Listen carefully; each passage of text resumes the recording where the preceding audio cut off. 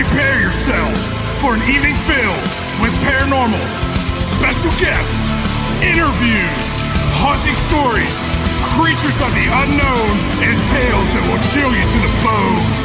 Brought to you by the UPRN Network and Pittsburgh Paranormal Society. Take a walk into the night with Shawn Kelly.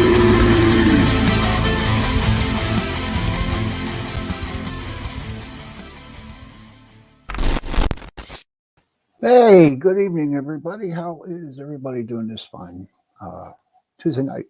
My name is Shawn Kelly, and I am the host of Into the Night on the UPRN Radio 105.3 out of New Orleans.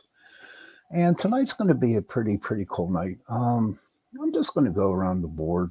You know, whatever comes out is going to come out. And but you know what? I had a bad week. I really did. I had a bad week. Things just didn't go right for me. Like in December, you know, being a meat cutter, it was like one of the most busiest days of my life, busiest months in the supermarket business. And I was tired. I was really tired, and I got tired of cutting pork. And it took me a long time to like recuperate, yeah, because I'm halfway there. Because after the holiday seasons, it takes me about a month to get back to being normal again. And so that with me,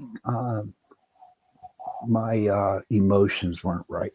Okay, I was still taking my medicine, and my depression really kicked in, and it wasn't nice. And but what kept me going, and believe it or not, what kept me going too was knowing that I was going to be here on Tuesday night, and I was going to tell you about it. And again, I want to tell you that I do think of you, people who are experiencing anxiety, depression, and stuff like that. I really, think about you. I also pray for you too. We're all in this together. Okay, it's not, one person doing this, one person doing that, and you think you're alone on this island of misery, anxiety, but you're not. Okay, there are a lot of people around you that are going through basically the same things that you're going through. So you have to go out and reach out and start talking to people. Now, being me, who I am, I'm real like an introvert because I really don't like to tell people what's going on with me. That's who I am.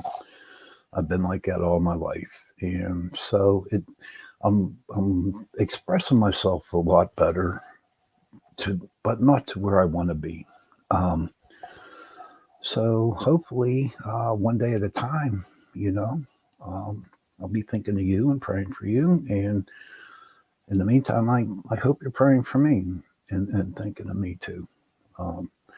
So on that number, I want to talk about angels tonight. It seems like I need my angels. Hey, Liz, how are you? Welcome. Hey, Liz, oh, by the way, before you get in the angels, Liz, I was stationed over in Holy Loch, Scotland in Dunoon back in 1981. I love Scotland. The fish and chips, only way to go. But the angels I want to talk about, they mean a lot to me, okay? I'm not so on, like, there's like 7 different levels of angels, and you know what? That's okay. I know the angels that work for me. And there's a lot of angels out there that are human beings too. And I'd like to share this story. I might have repeated it before, but you know what? I'm going to repeat it again because it really meant a lot for me.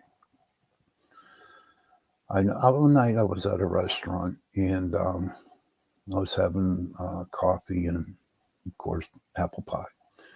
I like apple pie. And what happened was I went out and have a cigarette because here in Pittsburgh, you can't smoke in the restrooms. So what happened was I went out and I was having a cigarette. And I saw this really, really old guy. I'd never seen him before. Never. And he came out and he bummed a cigarette off of me and I gave him one. And then he turned to me and he said, um, do you have $5 so I can go get something to eat and a cup of coffee? And without hesitation, I gave it to him, and I went back in and I looked and he wasn't there. I'm thinking, did he just take $5 off of me? But I wasn't mad. For some reason, it felt good giving him the $5 in order to get something to eat. Maybe he went somewhere else. But all I know was that ever since that situation, I had the best luck in the world. Everything I touched turned into gold. Not real gold, I'm just saying.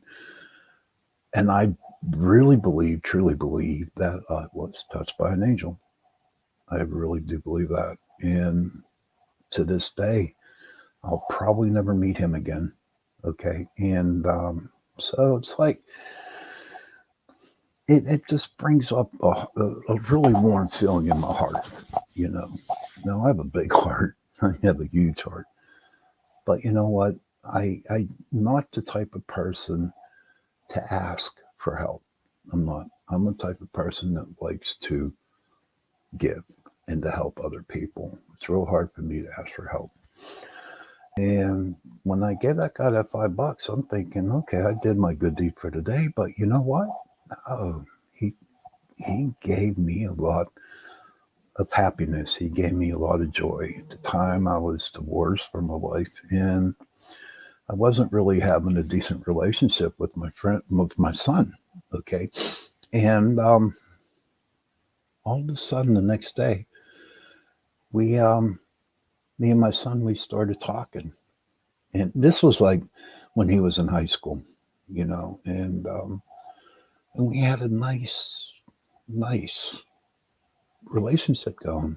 And I have no doubt in my mind it was from that God that I gave the $5, the angel. Okay. Now, to me, that was one experience that I experienced with a real live angel. I do believe it was. But there were other situations that I was where I met somebody that I didn't know that made my day, my year, whatever, it made it great. So we don't talk about angels that much. We really don't. I don't hear it. No. You got some people who, the angel ladies here in Pittsburgh, and you got women or guys who read from the angel cards. But you know what? To have a certain relationship with an angel, um, and with me, I use my archangel. And the archangel that I work with, it's Uriel. He's Uriel. It's pronounced Ariel, but it's actually Uriel.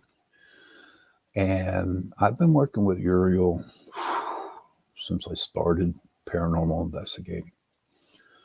And he's been with me all the time. And I thought maybe, he'd just come on the investigations, for a little extra protection for me. But you know what? He's with me all the time. And a lot of people out there are thinking, nah, what is an angel? Nah, I don't believe that. It's all in your subconscious mind. But you know what? They're not experiencing it like I experience it. And there are many investigations where I needed to have Uriel come along with me to help me and to protect me from, the real nasty spirits that were actually in there. And also, whenever there were demons that I experienced during my paranormal investigations, and he's big, He's really big and he's strong. And he's hardcore. Trust me, everyone who gets this picture of angelic people, all nice and sweet and smiling with white and all that stuff, it don't work that way, guys. All right, they're hardcore. And what's crazy about Uriel is whenever I get off the beaten path, okay, whenever my path, I decided to go and do something else, like have a normal life. I do not have a normal life at all. And that's for another show. Um, yeah, I'm glad you do, Liz. Angels are the best. I love them, angels. And so whenever I'm investigating, and you know, I get lonely sometimes. All right. No, I'm not advertising because I'm saying, well, I'm not. Okay. But I'm just sharing with you my experiences. And so whenever I decide to go and try to be a normal person, Uriel pulls me back on track again because I figured it out, and it took me a long time to realize that if I fall off my path, I won't be on the path, which was, I don't think I chose it, but I think I was put on it. And that's for another show. Maybe I might get into it a little bit longer later on in the show tonight, but I don't know. I and whenever I get off the beaten path, he really, really shows his presence. And, I know when he's mad at me, but then again, I do know when I screw up, then I deserve to get not beaten up, but he shows his presence. So, like, and to me, even though he's big and he's bad, he's hardcore. He has so much love, and he has a lot of love for me, and he protects me and he takes care of me, and for that I'm very, very grateful. And now you have Archangel Michael, the one that goes down and fights Satan and or the devil or whatever you want to call him. Okay, Lucifer. Now, my theory about that, and I'm going to share it tonight. I might get some people mad or not, but I really, really believe, and I saw this on TV with on the History Channel with theologians and stuff, and other shows like that, and I believe that Lucifer was actually sent and cast into hell in order to keep an eye on Satan, who was already in hell. Okay. And the more I think about it, because you got Satan and you got Lucifer. Okay, to me they're two different entities. All right, and so with Lucifer coming down, keeping an eye on Satan to make sure he doesn't do really, really anything harm. But the way the world's going now, who knows what's going on down there between them two. But they say that whenever the end of the world comes, that Lucifer will actually go back and sit on the right hand side of God. And I believe that. Okay. No, I'm not a devil worshiper. Okay. I don't, there's people out there that believe in Satan. Oh, red fairies. That's cool. We'll talk about that soon. And what happened was that he's going, you know, there's people out there that, not worship, but that's their religion, Satanism. And that's okay. If it makes them okay, then fine. That's cool. Then you got your Buddhists and you got your Catholics and you got your Lutherans and all kinds of other ones. But I don't judge. I do not judge at all. But I believe that it's going to happen. And so I just really, really like angels. So is Mike going to go down and slay Satan? Who knows? Who knows what's going to happen? But that was taught to us.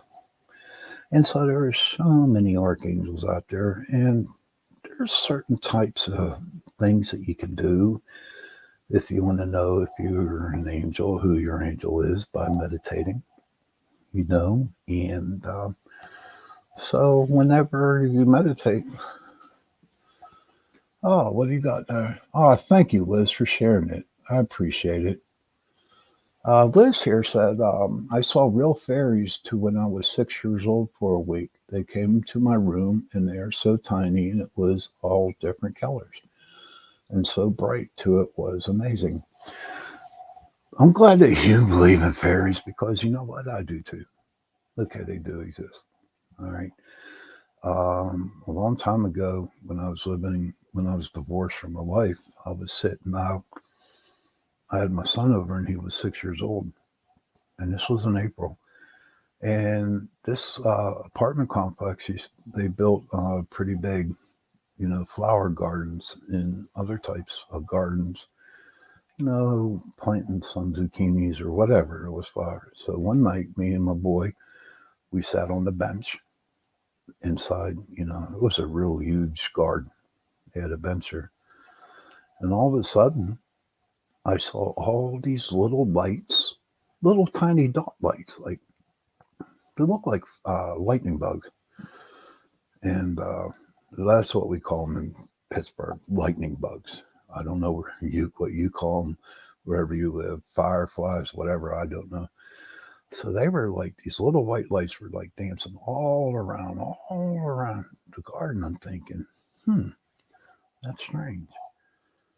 And I didn't think much of it. So the next morning I go out and sit in that garden on the bench and holy crap, there was a fairy ring. Perfect circle ring of mushrooms. And I was like, whoa. And right now I just got chills. And from that time on, I started, realizing that, fairies do exist. So Liz, that's my story about my fairies. Um, but back to meditations. We'll go meditation now. So during my path, when I first started working into the spiritual, hi Alicia, how are you? Welcome to the show. Um, it's nice to see a new person come in. If you have any questions out there, Liz, Alicia, or anybody else, please ask them. And I'll be more than happy to answer them for you. But back when I was on working with learning how to deal with spirit guides, and I was learning how to do some meditations and stuff like that. Um, I had a meditation one night, and I'm going to share this with you. I don't share this with anybody, but this is who I am. This is where it got me to where I'm at today. And what happened was I went into a meditation, and two angels came down, okay, and they took me, my spirit, up to heaven. So I'm like freaking out because I'm thinking I'm dead, because we got these angels picking me up, going up. But what was crazy was they were smiling, but they were, you know, um, smiling and taking me up there. So when I get up there, there's like hundreds and thousands of angels, and they're all smiling at me, and I'm thinking, whoa, this is insane. And so they all separated, and there was a um, white carpet outlined in gold, and I started walking it, the line, the the rug, and I came up to a man sitting in a white chair, looking out the other way, and he had a short white hair like mine. Okay, his hair was short, and he turned around and he looked at me and he said, "Come here." And so right now I'm like really scared because I just started meditating. So I was kind of like nervous about the situation. And I walked up and he turned and he smiled at me and he put his hand on my head. And I fainted. I mean, I passed out. And when I awoke, I felt two angel wings on my back. Okay. And I turned around and I looked at him and I said, "Well, what's my purpose?" And he said, "To help people to survive, to help people to make them happy again." And then I woke up.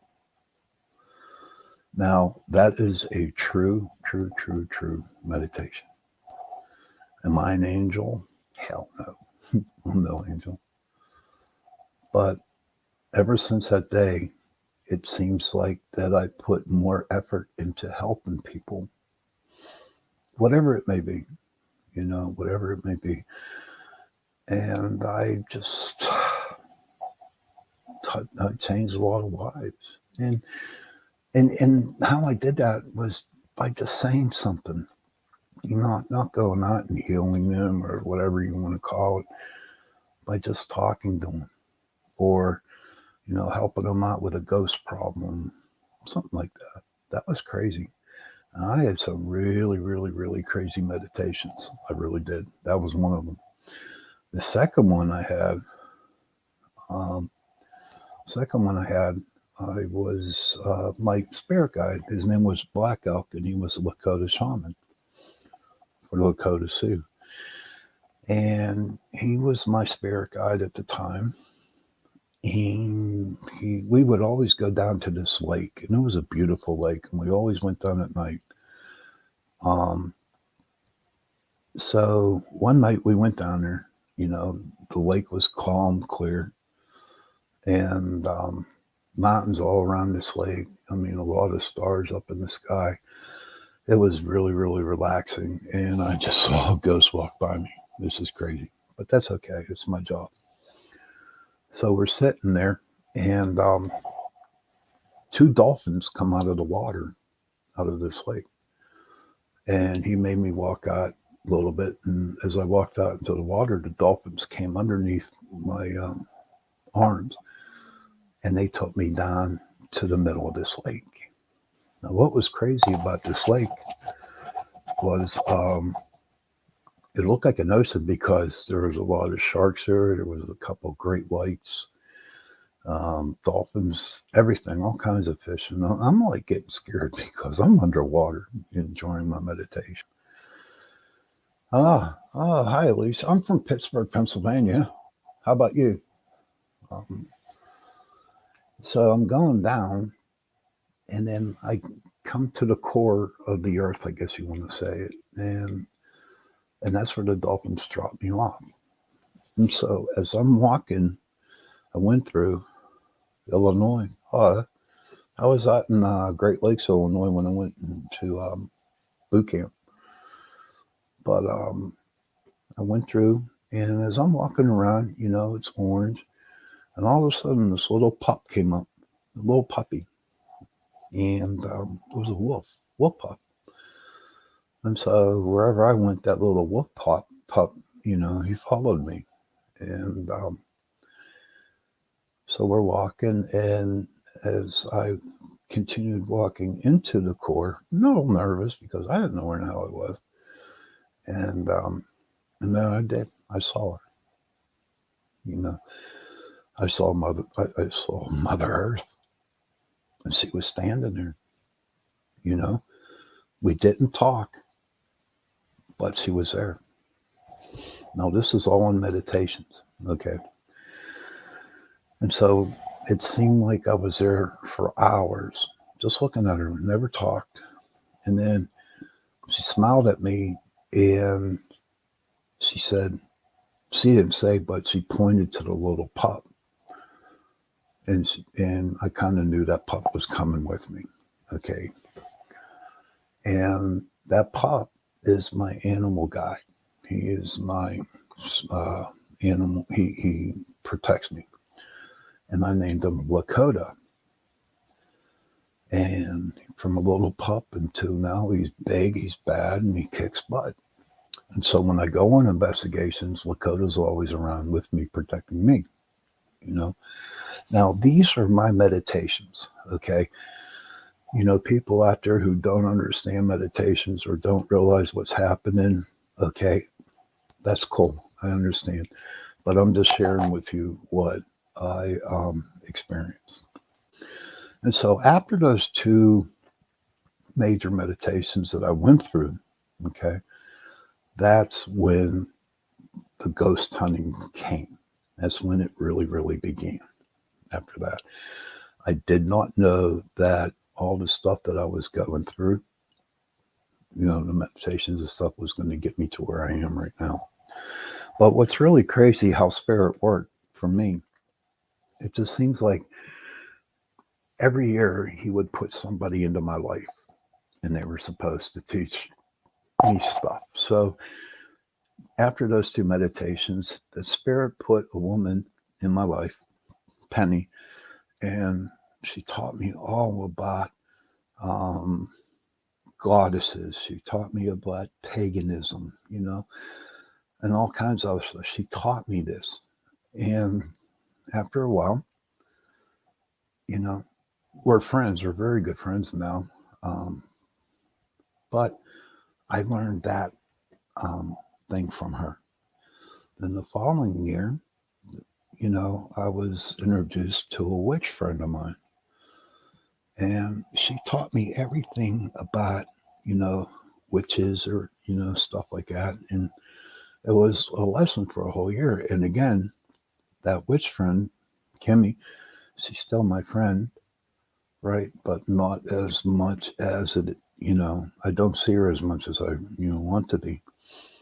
And then I had Moonraven. She helped me out a lot too. And learning about the different types of gems, you know, quartz crystals, different protection methods. And then the next year, I was introduced to a woman who taught me all about angels and demons.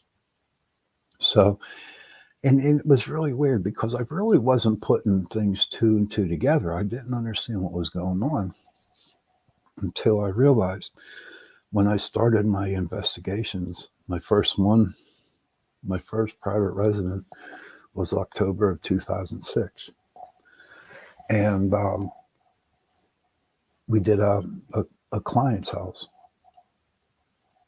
And all of a sudden, I walk in there into the house and I'm thinking, okay, we got our cameras going, we got our EVPs going, we got, you know, all the equipment, you know, for ghost hunting. But there was something different about that night. Okay. I actually started to feel spirit there. I actually saw the spirit that was in there. It was three women, and he was a riverboat captain because the house was on the Mon River. And so that's where it started. It was really, really creepy. I'll be honest with you, it was creepy because I knew more when I walked into the house and not realizing that all those years that people were put in my life teaching me about different religions and stuff like that, it got me to where I am when I first did my first investigation. And what was really crazy about it was that this is 2021 and I'm still doing investigations. But I have had clients that were from different ethnic groups, different religions, different thing, you know, different beliefs and what. And by the knowledge that I learned from these people that were put into my life, it made life a lot easier for me to help people with their, you know, what's going on in their house. So that was a big deal. I mean, it just like finally dawned on me, like, wow, so that's what's going on. What's going on? And it's okay. And I've learned so much being in the paranormal field into the spiritual realm world. I've learned a lot. And what it did was that it showed me a whole new outlook in life. It showed me a different type of life, a different type of scenario. You know how we're here on Earth, okay, and we're so used to being on Earth, and I never understood what was out there. I'm just getting so many chills up and down my back. I think Uriel's here, kind of like, watching me what I'm saying. But it was really different. It was a whole new world. And so I look at it and I'm thinking, you know what? I'm going to be okay with this. I'm going to be okay. And so I jumped in on it. I jumped in on it with my 2 feet, and I started, and I never looked back. But what was really, really cool is that on my journey that I am on right now, um, I have met a lot of beautiful people. Liz, I don't even know who you are. Alicia, I never met you. I never met you, Liz. But I tell you what, by just looking at your names, my God, you have beautiful energy inside your heart. And that's cool. A lot of people should have that. Um, I met tons of people, been to many places. At first I had the ego. Said, yeah, look at me, Shawn Kelly, founder of the Pittsburgh Paranormal Society. And I had an ego. And I come to find out that having an ego is nothing. It's not worth it. Because the more you have that ego, the more you're not looking at the true situation that you were brought into doing.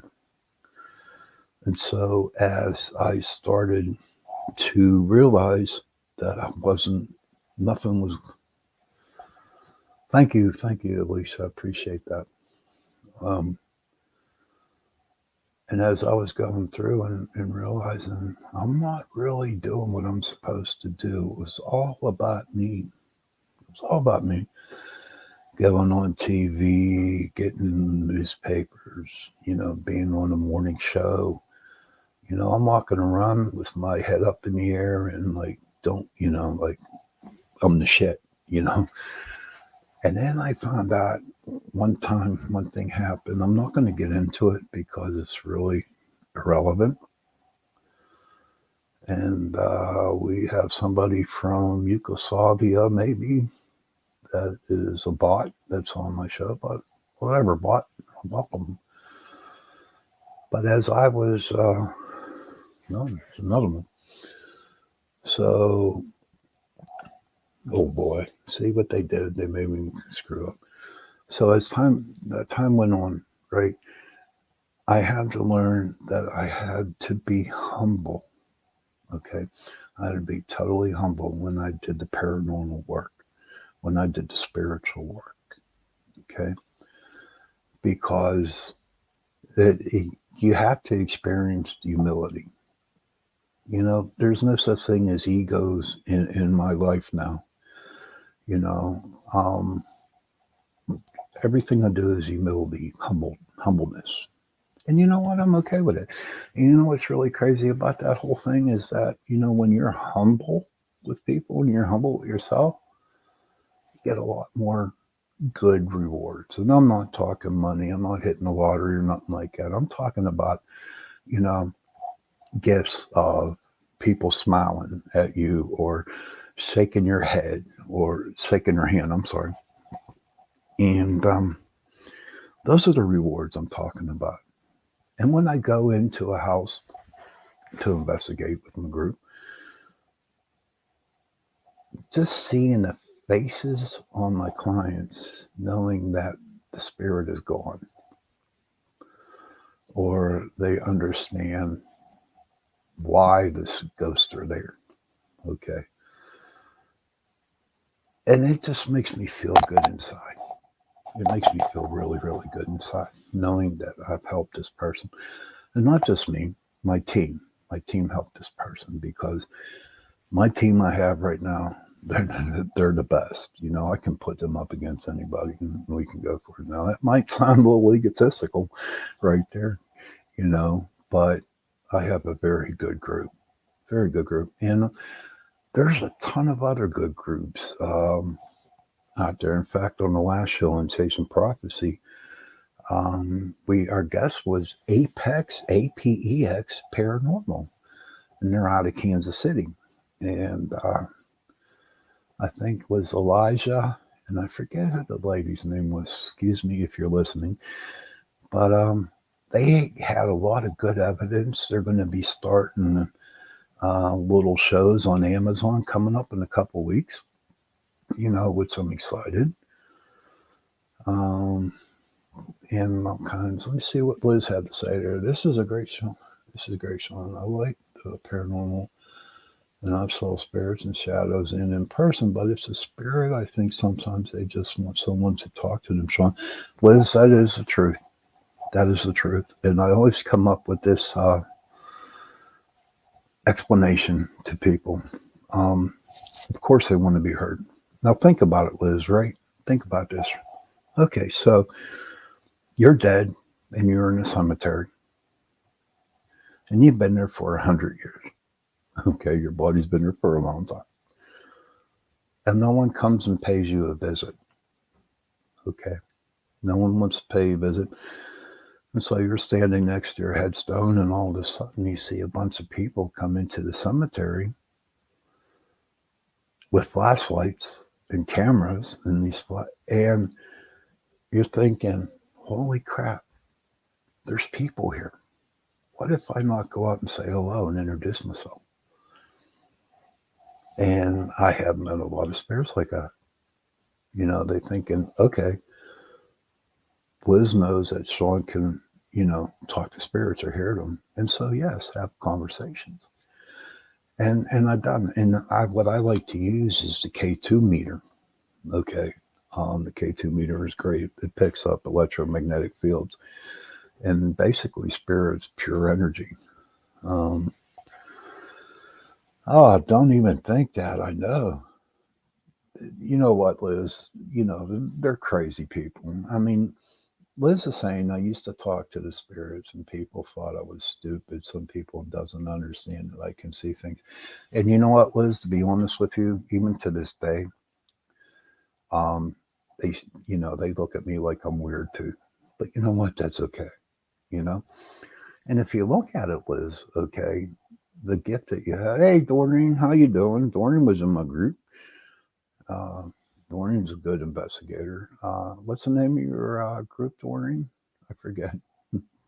Pennsylvania Spirit something? Yeah, Doreen was in my group. And Alicia, people are afraid of what they don't understand. You're not crazy. And that is so true, Alicia. That is so true because you're not crazy, Liz, not at all. Okay. And it's hard for people to comprehend that. And the reason why, there it is, PA Spirit Seekers. That's right. Okay. That's one bag check mark in my column for that one.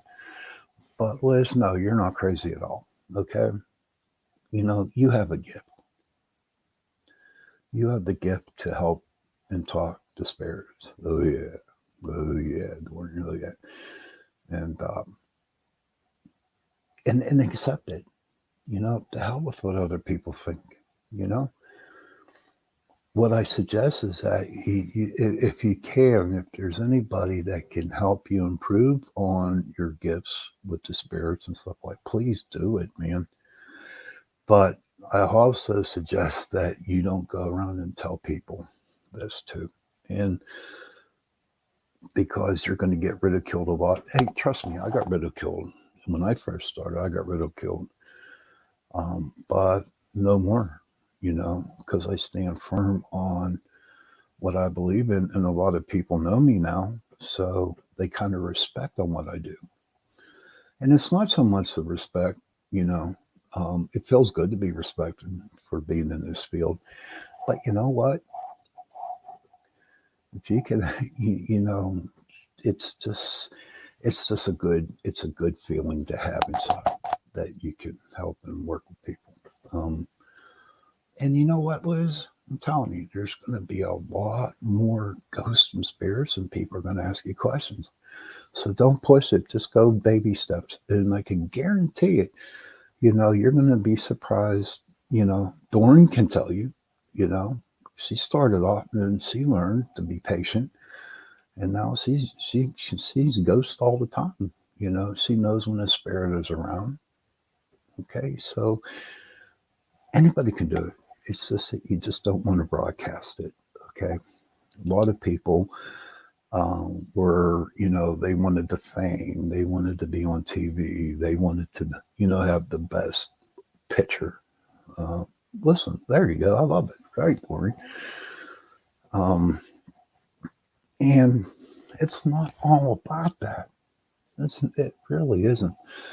It's not about having the best picture or the best video or the best EVP. You know, it isn't. What it's all about is helping others understand that the spirits do exist. I remember, Jordan, you remember that one investigation that we did out there in Monroeville about, the nurse? That was a crazy one. That's going to be for another story, for another show that I'm going to bring up. Um, but Liz, you're going to be fine. And welcome to my world. And it's okay. Alicia, welcome to my world too. So, I got about 9 minutes left coming up. So I just, yeah, it was. Well, I might as well bring it up right now. So here's what happened. This was crazy. So we got a phone call. Well, Dorian did, um, from a lady from her boss. It was crazy. And the boss explained was that he was married to his wife. He was married, and his wife was a nurse. Okay, and so she was already at work, and nobody was in the house. And he was, as he left the door, and he drove out and up to the street, he got a phone call on his cell phone, and it came from the house that he lived in. Okay, now that was blown because nobody was in the house, and he got a phone call from him. And so when he goes into work, he played back the message, and all he heard was "kill the nurse," and that's what the message was: "kill the nurse." And that freaked him out really, really bad. So that's how they got in contact with us. So me and Doreen, we went out and we actually did a walkthrough. What I mean by a walkthrough um, is that we go out to the client's house, say like on a Tuesday or Wednesday, and we interviewed them. Then we do our own little mini investigation to see if it's legit enough to come out. But the guy actually played us the message, and it like blew me away. It really blew me away. And so, as we were doing our walkthrough, and I was talking to him, we were leaving. Doreen's in the car, and I'm talking, setting up a date and a time for us to come out there. She comes out of the car, Shawn, you got to hear this. And so she plays the EVP that she caught. And Doreen asked the question, how old are you? And you perfectly heard 93. And we played it for our client, okay? And it freaked him out because what happened was he heard his father's voice who passed away, okay? And it was like, oh my God, that's my dad. And then we compared, like, from the message to that he got to her EVP, and it was almost the same. It was almost identical. And here, his father did not like his wife, and that's why he heard "kill the nurse." It was Honduran. It was crazy. It was so crazy. and that we were there standing, and the wife was holding a glass of wine, I think it was, and honest to God, it just smacked right out of her hand. We just saw smack right out of her hand.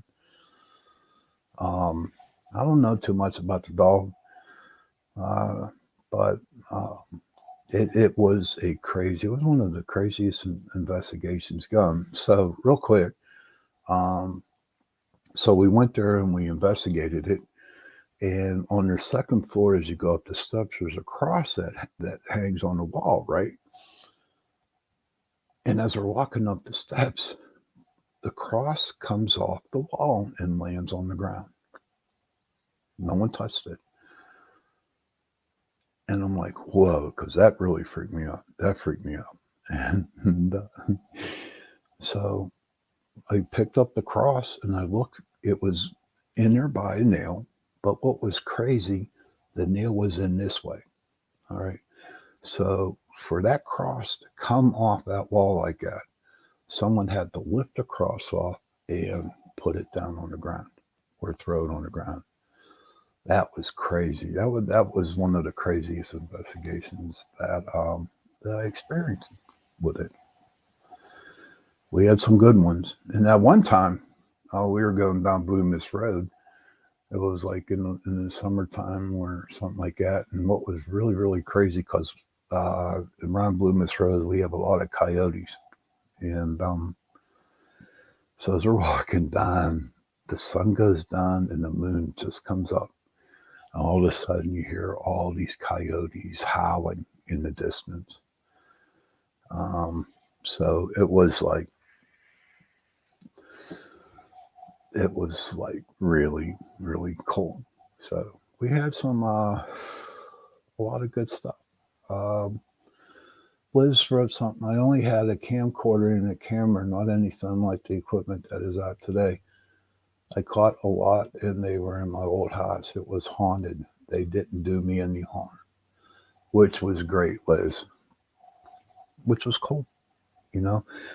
See, to me, you really don't need the equipment, you know. Um, it's nice to have it, but for me, equipment is just equipment. Now, don't tell my techie guy that. He's like, yeah, big old boy. But you know what? To me, just a simple K2 meter and an EVP. That's all I need, you know? Um, because you know, Liz, that since you communicate with the spirits, that you don't need that stuff because you know they're talking to you, which is cool. You know what I mean? Which is really, really cool. Right, Dorian, the equipment confirms to others. But then again, that is true, Dorian, but you have to remember too, you can have the perfect apparition picture. You perfect. And you show it to people and they'll say that's not a ghost. Or that's somebody else's voice on the EVP. Yeah. And it's like, why even post a picture? Why even show people pictures knowing that you're going to get ridiculed? Ah, you know, you're just going to get ridiculed. And who wants to go around being ridiculed? Because, I mean, you're so pumped up. You want to tell people your ghost hunt. You think it's the coolest thing in the world, but other people don't give a damn. And they don't care if you caught a ghost or not a ghost. You know, another big thing at the time were orbs. Okay. Orbs were a really big thing going on. And at the beginning, when I started in 2006, you know, all orbs out there were dust.